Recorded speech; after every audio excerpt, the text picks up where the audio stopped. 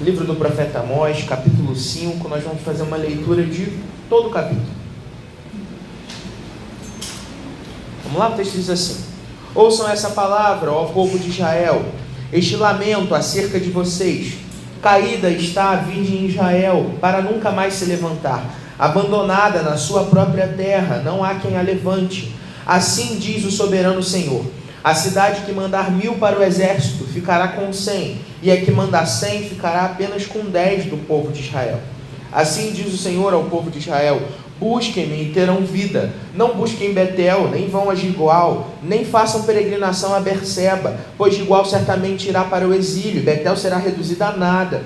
Busque o Senhor e terão vida, do contrário, ele irromperá como um fogo entre os descendentes de José, devastará a cidade de Betel, e não haverá ninguém ali para apagá-lo. Vocês transformaram o direito em amargura e lançam a justiça por terra. Aquele que fez Pleiades e Órion, que faz as densas trevas alvorada e do dia a noite escura, que chama as águas do mar e as espalha sobre a face da terra, Senhor é o seu nome. Ele traz repentina destruição sobre a fortaleza, e a destruição vem sobre a cidade fortificada. Vocês odeiam aquele que defende a justiça no tribunal e detestam aquele que fala a verdade. Vocês oprimem o pobre e o forçam a pagar impostos de trigo. Por isso, embora tenham construído mansões de pedras lavradas, não morarão nelas. Embora tenham plantado vinhas verdejantes, não beberão do seu vinho. Pois eu sei como são numerosas as suas transgressões e quão grandes são os seus pecados. Vocês oprimem o justo, recebem suborno e impedem que se faça justiça ao pobre nos tribunais. Por isso, o prudente se cala em tais situações, pois é tempo de desgraças. Busquem o bem, não o mal, para que tenham vida. Então o Senhor, o Deus dos exércitos, estará com vocês conforme vocês afirmam. Odeiem o mal e amem o bem. Estabeleçam a justiça nos tribunais. Talvez o Senhor, o Deus dos exércitos, tenha misericórdia do remanescente de José. Portanto, assim diz o Senhor, o Deus dos exércitos, o soberano: haverá lamentação em todas as praças e gritos de angústia em todas as ruas. Os lavradores serão convocados para chorar e os pranteadores para lamentar. Haverá lamento em todas as vinhas, pois passarei no meio de vocês, diz o Senhor. Ai de vocês que anseiam pelo dia do Senhor. O que pensam vocês do dia do Senhor? Será dia de trevas, não de luz. Será como se um homem fugisse de um leão e encontrasse um urso, como alguém que entrasse na sua casa e, encostando a mão na parede, fosse picado por uma serpente. Não será o dia do Senhor um dia de trevas, não de luz, uma escuridão total sem um raio de claridade? Eu odeio e desprezo as suas festas religiosas, não suporto as suas assembleias solenes. Mesmo que vocês me tragam holocaustos e ofertas de cereal, não me agradarei deles. Mesmo que me tragam as melhores ofertas de comunhão, não darei a menor atenção a elas. Afastem de mim o som das suas canções, não ouvirei a música das suas liras. Em vez disso, corra a retidão como um rio e a justiça como um ribeiro perene. Foi a mim que vocês trouxeram sacrifícios e ofertas durante os 40 anos no deserto, ó povo de Israel. Pelo contrário, vocês carregaram o seu rei Sicute e Cuiuim, imagens dos deuses astrais que fizeram para vocês mesmos. Por isso eu os enviarei para o exílio, para além de Damasco, diz o Senhor, cujo nome é Deus dos exércitos. Amém. Vamos orar? Senhor Deus, nós te agradecemos, Senhor, pela tua palavra aberta aqui no nosso meio. Te pedimos nesse momento, fala aos nossos corações, Senhor. Seja a tua voz ouvida nesse lugar, que apesar de mim, das minhas falhas e imperfeições, o Senhor possa alcançar os nossos corações com a verdade do Evangelho e nos transformar. É o que nós pedimos no teu nome, Jesus. Amém e amém. Os irmãos podem sentar.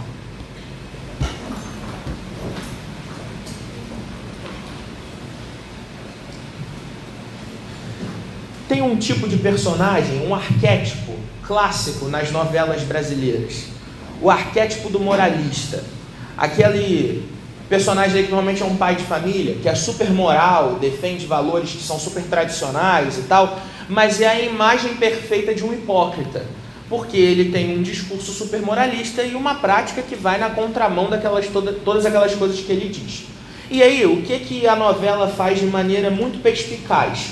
Coloca um contraponto ao moralista. O contraponto ao moralista é uma pessoa que é para todos os efeitos sociais, imoral, mas que é sincera. Ela é honesta, ela gosta dos outros, ela está pelo bem. Então, ainda que ela não reze aquela cartilha tradicional, ela é super bacana, ela é tão galera, a galera gosta tanto dela, né? As pessoas amam tanto ela. Então, o que a gente tem é um vilão, que é o moralista hipócrita, e de outro lado, o imoral honesto, sincero, e que, portanto, vira herói. A gente pode olhar para esses dois personagens, esses dois arquétipos, e tecer críticas aos dois. E durante esse sermão, vocês vão perceber que, implicitamente, é isso que a gente vai fazer. Agora, a pergunta que fica é: qual caminho a gente deve seguir? É melhor que sejamos gente que não está nem aí para nada, faz aquilo que quer, mas pelo menos é honesta, ou então gente que finge moralidade, mas no fim é perfeita hipócrita? Será que essas são as únicas opções que a gente tem? Será que é para um desses dois caminhos que o Evangelho nos convida? E é um pouco disso que a gente vai conversar nessa manhã. A gente chegou no livro do profeta Amós, e a gente está vindo nessa sequência, e quando a gente chega nos profetas menores, e a gente chama eles de menores porque os textos são menores mesmo, a gente passa por esse desafio que é: a gente vai passar correndo por Amós hoje, a gente vai dar um tchau para ele meio à distância, e amanhã a gente já está em outro livro, porque é rápido. Mas isso não tira de jeito nenhum as lições que a gente pode aprender, afinal de contas, é palavra revelada de Deus. E quando a gente encara o livro do profeta Amós, a gente vê o chamado de Deus para um homem que é, para todos os efeitos, um Zé Ninguém. Amós, ele é um camponês, no sentido mais pleno da palavra, ou seja, alguém que trabalha no campo e que cuida lá dos seus rebanhos, das suas plantações, e ele é convocado pelo Senhor, vocacionado pelo Senhor para profetizar. Ele é do reino do sul. Lembrem-se, nesse ponto da história, Israel já não é mais uma nação unificada. A gente teve uma divisão na nação depois do reinado de Salomão. Então a gente tem ao norte o reino que a gente chama de Israel e ao sul o reino de Judá. Esse reino do norte é um reino ímpio desde o princípio. O reino de Judá, ele vai entre trancos e barrancos, até que então ele descamba também, exatamente como o irmão do norte. Nesse ponto da história, ainda antes de a Assíria, a grande potência da época, chegar e destruir o reino de Israel no norte, Deus chama Amós para sair da sua casa lá no reino do sul, e então ir até o seu reino irmão para pregar a palavra de Deus, para aqueles homens que viviam um tempo de aparente prosperidade. O reino do norte ia bem, muito bem, obrigado, mas totalmente longe de Deus. E o que o Senhor faz através desse profeta é avisar mais uma vez ao seu povo que, se não houvesse mudança, o que os alcançaria seria destruição. Então, quando a gente chega nesse texto que a gente acabou de ler, a gente tem uma estrutura que está dentro dessa ideia, dentro desse contexto. Basicamente, o texto pinta um quadro de uma situação degradante, que é a realidade daquele reino, que era para ser povo de Deus, mas que vive totalmente afastado dele. Agora, no meio desse quadro de total separação da vontade de Deus, a gente tem alguns clamores, alguns chamados da parte do próprio Deus, para que esse povo então retorne a ele, chamados a arrependimento. Se a gente olhar o texto com mais detalhe, a gente vai perceber esse quadro de desolação pintado de duas maneiras. A primeira, a gente vê lá nos versos 1 e 2. Vou pedir para você deixar sua Bíblia aberta, a gente vai dar um pulo nela ainda, para pegar alguns textos aqui, algumas ideias. Versos 1 e 2, o texto diz assim: ouça essa palavra, ó povo de Israel, esse lamento acerca de vocês. Caída está a virgem Israel para nunca mais se levantar, abandonada em sua própria terra, não há quem a levante. A gente tem a primeira imagem aqui de Israel como uma virgem largada pelo caminho. A queda é inevitável e, na verdade, não só inevitável, mas não tem como resolver, é de uma vez por todas. A nação caiu, tombou, e ali ficará, abandonada pelo caminho. No verso 3, a gente tem Deus dizendo assim: assim diz o soberano Senhor, a cidade que mandar 1000 para o exército ficará com 100, e a que mandar 100 ficará apenas com 10 do povo de Israel. A gente tem aqui uma imagem de uma convocação para a guerra, e do povo enviando então os seus soldados e voltando com menos de 10% de pessoal. O que a gente percebe? O que Deus está dizendo é, essa nação, em qualquer batalha que se colocar, vai perder, e perder feio. Se mandar 1000, então tudo que vai sobrar são 100, obrigado. Se mandar 100, então tudo que vai sobrar são 10, ou seja, a realidade é que esse povo vai perecer no meio das batalhas que eles resolverem enfrentar, porque Deus a abandonou. No verso 7, diz assim: vocês transformaram o direito em amargura e lançam a justiça por terra. E aí, a gente tem nos versos 9 adiante assim: ele traz repentina destruição sobre a fortaleza, e a destruição vem sobre a cidade fortificada. Vocês odeiam aquele que defende a justiça no tribunal e detestam aquele que fala a verdade. Vocês oprimem o pobre e o forçam a pagar impostos de trigo. Por isso, embora tenham construído mansões de pedras lavradas, não morarão nelas. Embora tenham plantado vinhas verdejantes, não beberão do seu vinho. Pois eu sei como são numerosas as suas transgressões e quão grandes são os seus pecados. Vocês oprimem o justo, recebem suborno e impedem que se faça justiça ao pobre nos tribunais. A situação não é só de uma nação abandonada, mas de uma nação que é injusta em todos os sentidos. Socialmente caída, moralmente degradada, totalmente distante da vontade de Deus. Quando a gente olha para essa imagem de Israel, a gente consegue perceber uma semelhança muito grande com as nações vizinhas que eles enfrentaram ao chegar na terra.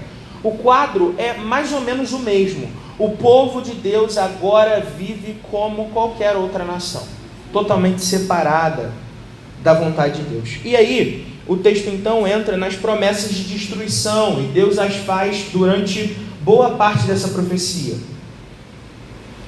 Nos versos 8 e 9, o Senhor se mostra como o Todo-Poderoso, o Deus que criou todas as coisas, que fez o firmamento, as estrelas, galáxias e tudo mais, e é o Todo-Poderoso que destruirá as cidades fortificadas. A pretensa segurança do povo atrás dos seus muros, ela é bobeira, porque é o Senhor quem agirá contra eles. Nos versos 16 e 17, a gente vê Deus falando sobre tudo que vai, como que tudo que vai sobrar para o povo é lamento. Se a gente olhar lá, os versos 16 e 17 dizem assim: portanto, assim diz o Senhor, o Deus dos exércitos, o soberano: haverá lamentação em todas as praças e gritos de angústia em todas as ruas. Os lavradores serão convocados para chorar e os planteadores para se lamentar. Haverá lamento em todas as vinhas, pois passarei no meio de vocês. Curioso, e eu estava lendo um comentário que ressaltou isso, que é o seguinte: a imagem que a gente tem aqui é Deus dizendo que passará no meio do povo, e essa linguagem é bastante semelhante, na verdade, é uma conexão direta com o que Deus diz lá no Êxodo, quando na última praga ele envia o seu anjo de morte para passar no meio da nação do Egito. O que acontece ali é, o Egito então é punido por não liberar o povo de Deus, mas o povo é protegido pelo sangue que está lá no umbral da porta. A gente lembra dessa história. A imagem que Deus usa agora é a mesma: ele passará no meio do povo. Mas agora a sua nação não é mais alvo de proteção, mas são eles alvo do castigo. Porque o que eles não perceberam é que eles agora se assemelham tanto àqueles que não conhecem a palavra de Deus, que é como se eles de fato fossem um povo qualquer. Deus então diz: eu passarei no meio de vocês, mas isso não é motivo de alegria ou esperança, mas de ira e punição, porque eles cavaram essa própria situação. E isso leva a gente também para o que está escrito lá nos versos 18 a 20, quando o Senhor esclarece para o povo a realidade sobre o seu dia do juízo. O texto diz assim: ai de vocês que anseiam pelo dia do Senhor.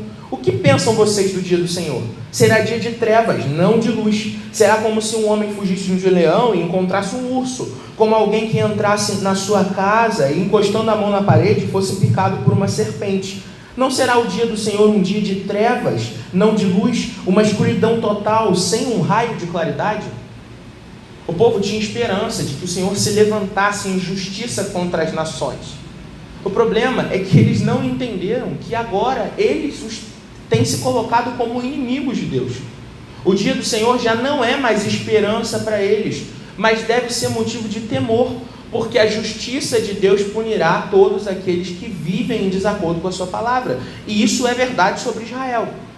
Deus então tira do coração deles a esperança de que grande será o dia que o Senhor se levantar. Vai ser para punir todos os pecadores, e vocês inclusos. O povo ainda não tinha se dado conta disso. A gente então tem esse quadro pintado da situação, essas promessas de destruição, e então 3 chamados que estão espalhados aí no meio do texto, a transformação. Vamos ler o primeiro deles, que está nos versos 4 a 6, quando Deus chama o povo a uma transformação pessoal. O texto diz assim: assim diz o Senhor ao povo de Israel: busquem-me e terão vida. Não busquem Betel, nem vão a Gilgal, nem façam peregrinação a Berseba, pois Gilgal certamente irá para o exílio, e Betel será reduzida a nada. Busquem o Senhor e terão vida. Do contrário, ele irromperá como um fogo entre os descendentes de José, devastará a cidade de Betel, e não haverá ninguém ali para apagá-lo. Essas cidades que o texto cita são cidades de importância para o povo, porque foram fortificadas no princípio da conquista da terra. Era um sinal de tradição, de segurança da presença de Deus, do fato de que o Senhor é que os tinha ajudado a conquistar a terra. Mas agora, nem elas são mais motivo de esperança, porque como todos se corromperam, a verdade é que essa segurança é falsa, é uma pretensão de estar seguro num lugar onde Deus já operou de maneira poderosa, mas o Senhor diz: não busquem suas cidades, busquem a mim. Busquem a mim. A esperança de vocês precisam estar em mim, no Deus que os conduziu no passado e os pode conduzir agora. Busquem a mim. O primeiro chamado, então, é para essa busca pessoal. O segundo chamado é para uma busca de transformação social. Se a gente ver lá os versos 14 e 15, o texto diz assim: busquem o bem e não o mal, para que tenham vida. Então o Senhor, o Deus dos exércitos, estará com vocês, conforme vocês afirmam. Odeiem o mal e amem o bem. Estabeleçam a justiça nos tribunais. Talvez o Senhor, o Deus dos exércitos, tenha misericórdia do remanescente de José. O chamado de uma busca para ser não só gente que é pessoalmente transformada, mas uma comunidade, uma nação, um povo de pessoas conduzidas pela palavra de Deus, transformadas pela sua justiça, que praticam justiça, que pregam justiça. Essa transformação envolve, então, o jeito como se lida com aqueles que têm menos recursos, com o jeito como se julgam os crimes nos tribunais, enfim, em toda a maneira como aquela sociedade se organizava. É uma busca em transformação pelo todo o ambiente social e cultural. E a última transformação a gente vê de maneira um pouco mais implícita lá nos versos 24 e 25, quando o texto diz assim: em vez disso, corra a retidão como um rio e a justiça como um ribeiro perene. Foi a mim que vocês trouxeram sacrifícios e ofertas durante os 40 anos do deserto, ó povo de Israel. Aqui, se a gente seguir o texto, a gente vê que Deus responde a essa pergunta dizendo: não, foi aqueles deuses que vocês construíram para si mesmos. A gente tem aqui uma oportunidade para o povo de uma transformação religiosa. O culto, ele foi instituído pelo próprio Deus, mas ele precisava ser feito do jeito certo, da maneira certa. Há oportunidade de transformar, de ser uma nação que cultua a Deus da maneira correta. O que a gente encontra, então, é uma conclusão, no meio desse texto, de qual é o resultado de uma nação que não atende a esses clamores por transformação. Porque o fato é que Deus está convidando o povo para uma nova vida. Mas o povo não responde positivamente a esse chamado. O resultado a gente conhece. O povo foi destruído. Israel, o reino do norte, foi totalmente acabado. Não ficou nada para trás. Mas se eles tivessem respondido positivamente, havia esperança. Mas como essa não foi a resposta, qual é a consequência disso? A gente vê lá nos versos 21 a 23, quando Deus diz assim: eu odeio e desprezo as suas festas religiosas. Não suporto as suas assembleias solenes. Mesmo que vocês me tragam holocaustos e ofertas de cereal, não me agradarei deles. Mesmo que me tragam as melhores ofertas de comunhão, não darei a menor atenção a elas. Afastem de mim o som das suas canções, não ouvirei a música das suas liras. O resultado é esse culto que é odioso a Deus. Odioso.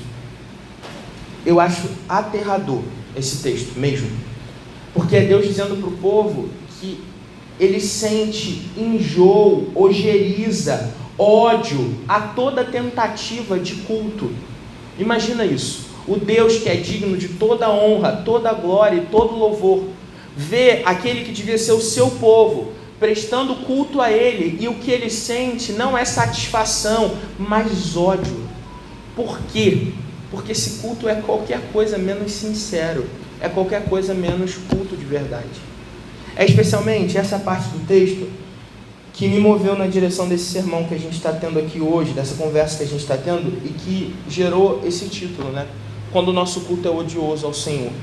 Eu queria caminhar com os irmãos para algumas aplicações, e a primeira delas é justamente nesse sentido. Nem todo culto é agradável a Deus. Nem todo culto é agradável a Deus. A gente, uma vez lá no Barreto, na Igreja Presbiteriana do Barreto, quando eu era de lá, a gente fez um congresso jovem, e aí a gente convidou um professor lá do meu seminário, o reverendo Paulo Vale, que é de uma igreja lá em Volta Redonda. E aí a gente começou o culto e tal, teve louvor, não sei o que, congresso jovem, né, a galera animadona.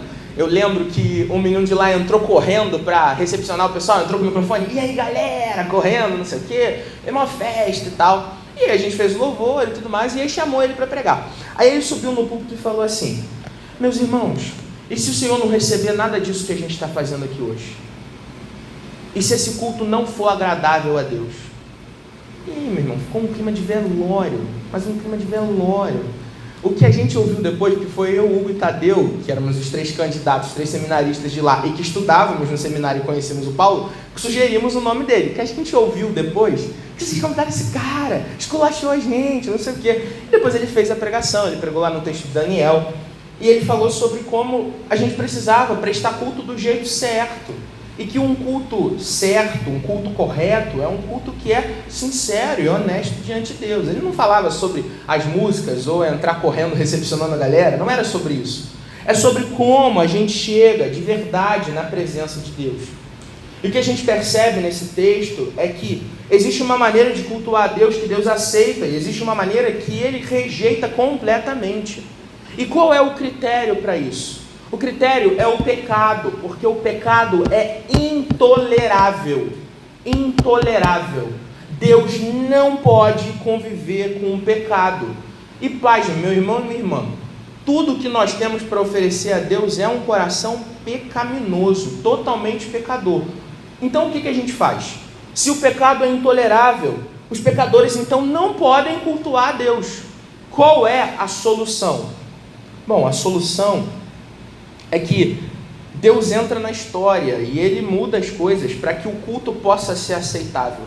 O que torna o culto agradável a Deus não sou eu nem você. Não é a nossa disposição para fazer bons sermões ou cantar boas canções. Não é a estrutura litúrgica que a gente tem, mas é com que tipo de coração a gente chega na presença de Deus. Isso só é possível porque Cristo morreu na cruz do Calvário por mim e por você. De novo e sempre, toda a Escritura aponta para a realidade do Filho de Deus se tornando homem e morrendo no meio no seu lugar. O que torna um culto agradável a Deus é a presença do Cristo que é vivo e reina para todo sempre. A gente vê Jesus falando sobre isso quando ele critica abertamente a hipocrisia dos fariseus lá no texto de Mateus, no capítulo 23. Se você abrir lá, e eu vou só ler alguns versículos salpicados, a gente vai ver um capítulo dedicado a um discurso do Senhor, do nosso Senhor, condenando a hipocrisia dos fariseus de maneira bastante direta. Jesus diz assim, nos versos 2 e 3, os mestres da lei e os fariseus sentam na cadeira de Moisés, obedeçam e façam tudo o que eles dizem a vocês, mas não façam o que eles fazem, pois eles não praticam o que pregam.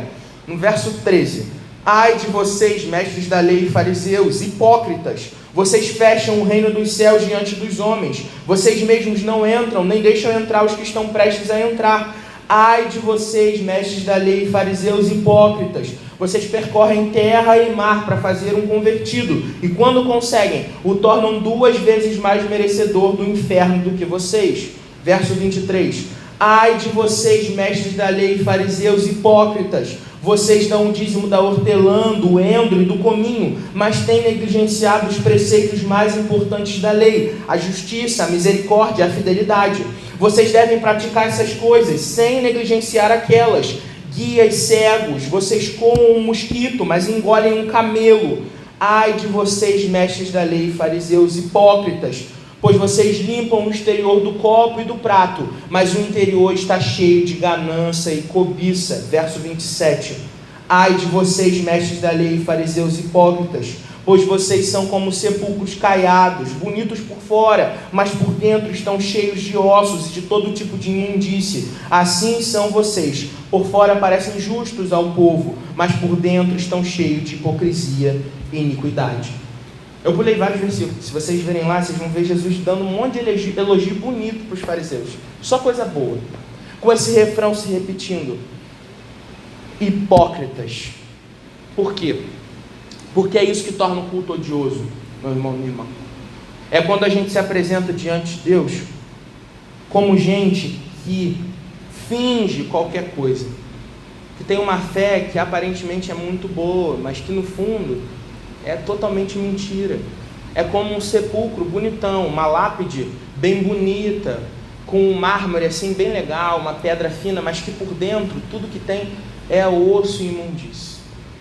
E aí, pode ficar a pergunta, o que a gente pode fazer para que isso seja diferente? Porque afinal de contas, eu e você somos pecadores. É assim que nós chegamos diante de Deus. Não pensem que eu vou dar alguma fórmula aqui do tipo, como sair daqui sem ser um pecador? Não é esse tipo de sermão. E espero que ninguém faça esse tipo de sermão por aí, porque é impossível. A realidade é que a gente entra aqui como pecadores e a gente vai embora por aquela porta daqui a pouco como pecadores. A diferença é que nós fomos chamados à plena transformação. Cristo nos convoca a sermos transformados de dentro para fora. O que o Senhor quer, e a gente já está agora aqui na segunda aplicação, é substituir a nossa hipocrisia por sinceridade. Notem o seguinte, essa sinceridade da qual eu estou falando, não é a sinceridade do arquétipo lá do imoral da novela, lembra? Que ele fazia tudo errado, mas pelo menos ele é sincero. Não é disso não que a gente está falando. O tipo de sinceridade que a gente está falando aqui é de uma piedade que reconhece as suas limitações diante de Deus. Gente que não chega como um bom hipócrita, que finge que está tudo bem, mas que sabe se prostrar diante do Deus Todo-Poderoso e dizer, Senhor, tem misericórdia de mim, porque eu sou pecador, me transforma mediante a sua palavra. É por isso que todo culto a gente tem um momento na liturgia de contrição, um momento de confissão de pecados.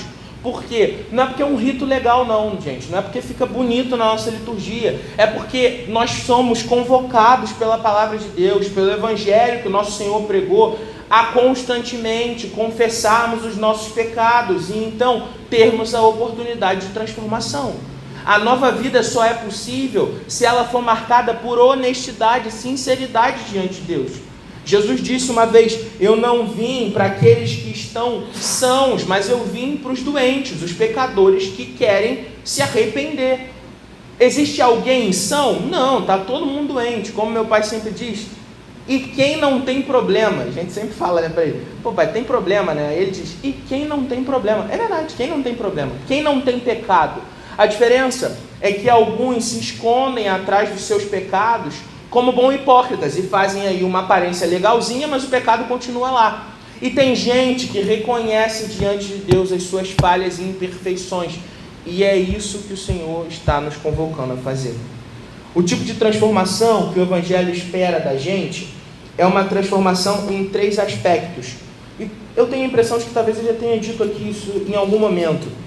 Mas é uma transformação do ethos, do pathos e do logos. Essas 3 palavrinhas gregas que significam o seguinte: ethos tem a ver com ética, é a raiz da nossa palavra ética. Pathos tem a ver com as nossas emoções, com aquilo que a gente sente.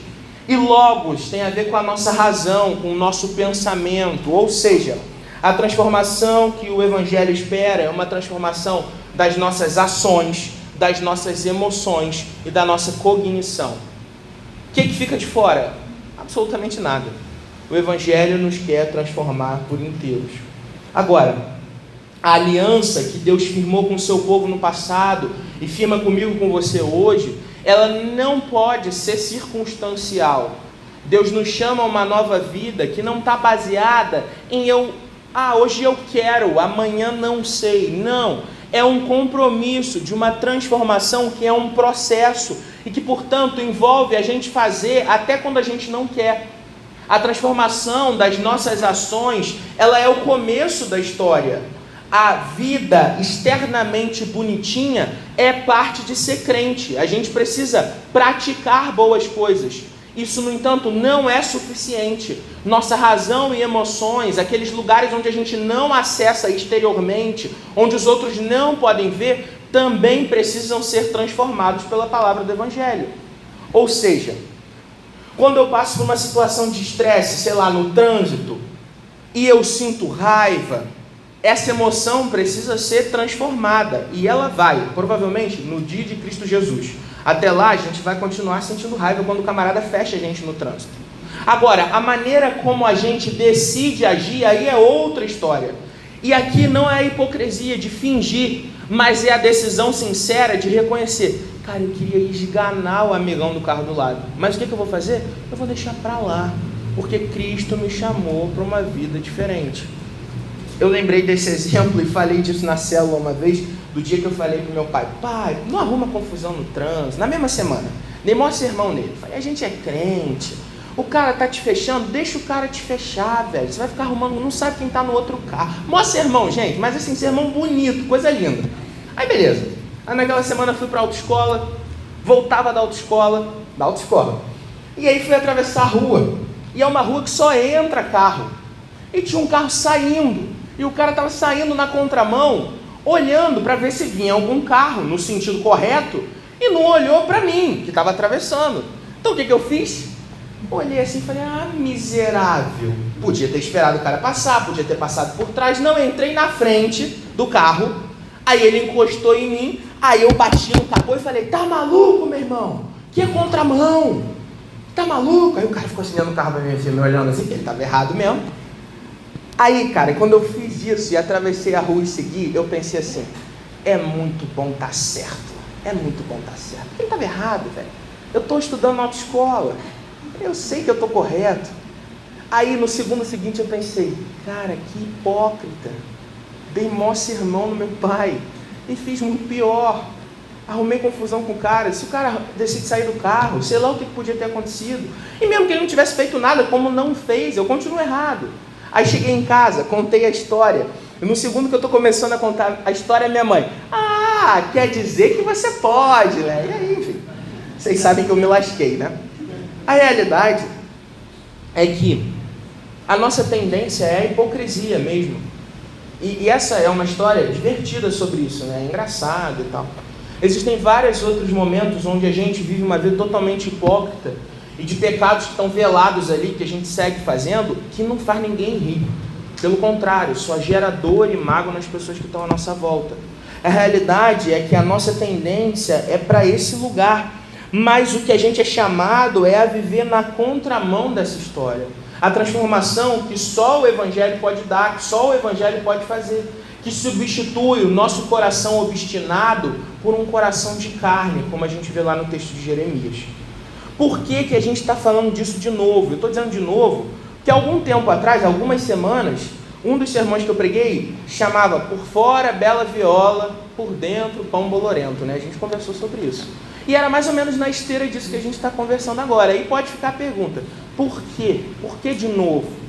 E esse era o meu maior medo, quando eu estava ainda no seminário. Era: cara, o que eu vou fazer quando eu tiver que pregar com frequência? Porque as pessoas vão perceber que eu sou uma enganação, que eu vou pregar o mesmo sermão mais de uma vez. E aí, velho, como que vai ser? Conversei sobre isso recentemente com o reverendo Silas. Mas a verdade, meus irmãos, é que eu posso falar por mim, essa mensagem é que tem me encontrado constantemente, porque o meu coração obstinado segue no caminho da hipocrisia. Eu preguei esse sermão algumas semanas atrás. E podem ter certeza que depois disso, eu não estou falando isso como hipotético não, é um fato real, está passando aqui pela minha cabeça situações. Eu segui fazendo aquelas mesmas coisas de sempre, pecando das mesmas maneiras, sendo um perfeito hipócrita. Um moralista que sobe aqui no púlpito e faz um sermão sobre como a gente precisa ter uma vida transformada, que chega no dia a dia e vive na contramão daquilo que eu acabei de pregar. O que eu quero dizer para vocês é o seguinte: não olhem para a gente quando a gente sobe aqui e fala essas coisas como gente que está falando isso de um pedestal. Eu acho que isso aqui é até ruim, né? A gente está aqui em cima, né? É esquisito, parece que a gente está num outro lugar, mas não está mesmo, não está mesmo. Mais do que ninguém, meu pai e minha mãe podem testemunhar para vocês, espero que eles não façam isso, mas eles podem dizer, ó, um a um, uma lista bem grandinha. Tem outros que eles nem sabem, mas o próprio Deus o sabe, e muito bem. A realidade é que a vida dos pecadores nesse processo de transformação é uma vida de gente que vai de pouco a pouco tendo um coração de pedra transformado em coração de carne. O que torna o nosso culto aqui aceitável é essa honestidade de chegar diante de Deus como gente que não vem fingindo, não vem armada, mas que sabe se expor e sabe que o que encontra então da parte de Deus é perdão e transformação. O alvo, e essa é a terceira aplicação, o alvo do Evangelho é a perfeição. A gente foi chamado a não pecar. É para isso que a gente foi convocado. Mas isso é impossível. A gente vai continuar pecando. E aí, o que a gente faz? Vamos lá em 1 João, no capítulo 2, os versos 1 e 2. Primeira epístola de João, capítulo 2, versos 1 e 2. Se você puder, eu vou te pedir para que você registre isso aí na sua Bíblia. Se for na sua Bíblia digital, fica mais fácil. Se for na sua Bíblia física, passa um lapisinho aí. Os 2 primeiros versículos dizem assim: meus filhinhos, escrevo a vocês essas coisas para que não pequem. Se porém alguém pecar, temos um intercessor junto ao Pai, Jesus Cristo justo. Ele é a expiação pelos nossos pecados, e não somente pelos nossos, mas também pelos de todo mundo. Amém. A gente tem em Jesus a esperança para o coração daqueles que insistem no caminho do pecado. A nossa esperança é o Cristo que é expiação pelos nossos pecados, que é sangue aspergido sobre nós para que nós sejamos purificados. A nossa esperança não é no nosso esforço, a esperança é no próprio Deus. Então, o caminho não é nem do moralista hipócrita, nem do imoral sincero, mas é o caminho de um coração em transformação, marcado então por sinceridade. O caminho de um coração em transformação, marcado por sinceridade. Isso só é possível se nós tivermos em perspectiva o alvo da nossa jornada, ou seja, o próprio Cristo, autor e consumador da nossa fé. A gente não tem condição de fazer isso pela nossa própria força, não vai dar certo. O que o Senhor nos convida nessa manhã a fazer é, mais uma vez, nos comprometermos a essa vida transformada pelo poder do Evangelho, de nenhuma outra coisa. Só Jesus pode nos transformar, e Ele tem feito isso nos nossos corações. Não espere de uma hora para outra. Você ainda vai ter que lidar, provavelmente, com alguns pecados que estão aí, que você vai ter que lutar contra eles. É um esforço mesmo. É uma guerra que a gente precisa travar. Mas nós não podemos perder a esperança de que o alvo é a perfeição e a gente vai chegar lá. Até lá, o processo de transformação é real. Que nós sejamos amanhã melhor do que nós somos hoje. Isso só é possível se nós caminharmos no Espírito de Deus. Amém? Vamos orar? Senhor Deus, nós te agradecemos, Senhor, pela esperança que o Teu Evangelho traz. Esperança de uma transformação plena e possível pela Tua obra em nós. Jesus, não tem absolutamente nada que nós possamos fazer para tirar esse coração de carne, esse coração de pedra e colocar um coração de carne. Absolutamente nada.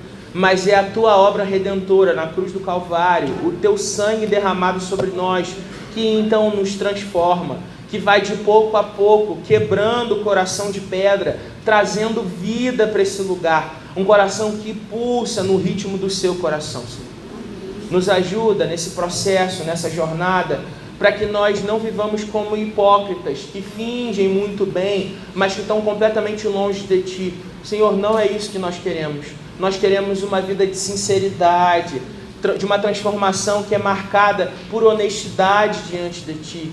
Que nós tenhamos autenticidade para confessar os nossos pecados a Ti, uns aos outros, e então caminharmos na Tua presença com confiança e dedicação, sabendo que no dia do Senhor, então nós seremos totalmente transformados. Agora, de maneira plena, estaremos perfeitos diante de Ti.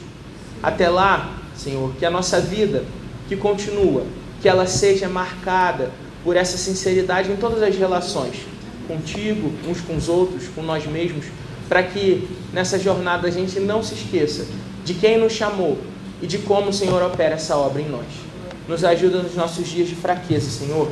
Ilumina os nossos passos, caminha do nosso lado. É o que nós pedimos, no Teu santo e poderoso nome, Jesus. Amém e amém.